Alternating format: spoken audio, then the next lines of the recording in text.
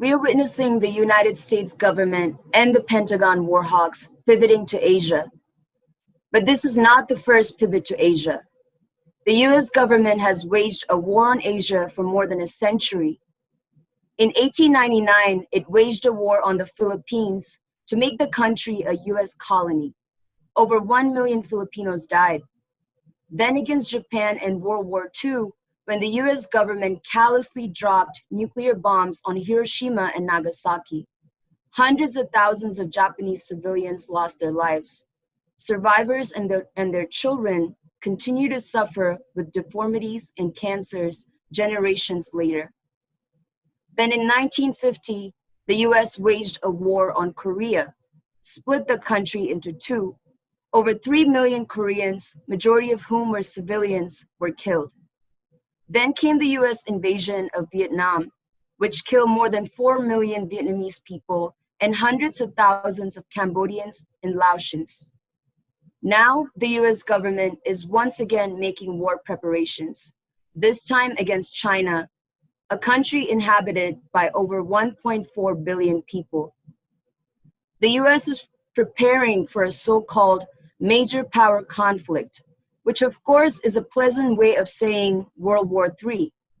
The legacy of the United States in Asia and elsewhere in the world shows that nothing but death and destruction would result from this increasing US aggression and hostility towards China. Every time a government prepares for war, especially this government that we live under, it presents the enemy as being inhumane and barbaric. It uses heavy demonization and racist dehumanization of an entire people to make working class people in this country hate the enemy. This way, the US government can inflict unimaginable horrors without any major resistance at home. But the enemies of the US government are not the enemies of the American working class people. Poisonous nationalism is a social control mechanism that has been used by US politicians for too long to promote and justify endless wars. These same politicians also employ racist language and rhetoric to dehumanize the people of those countries they aim to invade and dominate politically and economically. The N-word was used to describe Filipinos, the G-word to describe Koreans and Vietnamese people, and the S-word to describe Muslims and Arabs, all of whom have paid a heavy price. As a consequence of this ongoing war on Asia, people within the US who are of Asian ancestry are also demonized. Demonized and dehumanized, Asians in the US are also casualties of the war promotion and propaganda of the US government and its corporate media appendage.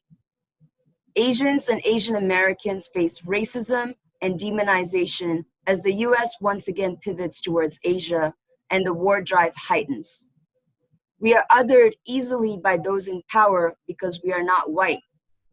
In the United States, this anti-Asian racism conflates with white supremacy, the foundations upon which the entire American system fundamentally rests.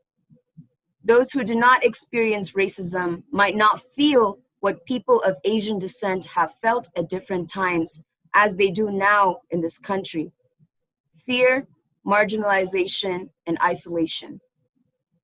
Our call for peace is a call against racism. It is a call against war. But peace is not just the absence of war. Peace must mean justice. We not only want peace, we want justice. The pervasive anti-Chinese racism being pushed by the ruling class and the politicians of both parties must be stopped. Once the genie is unleashed, it is extremely difficult to put it back in the bottle. This dreadful racism will have devastating and destructive consequences for millions of people as another war is being brewed by the US government. This past Thursday, the House passed a resolution denouncing COVID-19 racism towards Asian Americans. Nothing but total hypocrisy and election time lip service. The politicians denounce racism at home while also promoting to the American working class the idea of a war against the Chinese people and their government using racism.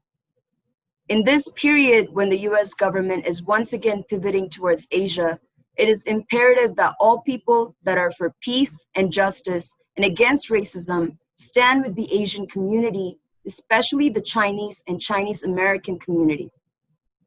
Working class people of all backgrounds should stand united, Black, white, Latino, Asian, Native, and all others. We must unite against racism and war. We must unite for peace and justice. Thank you.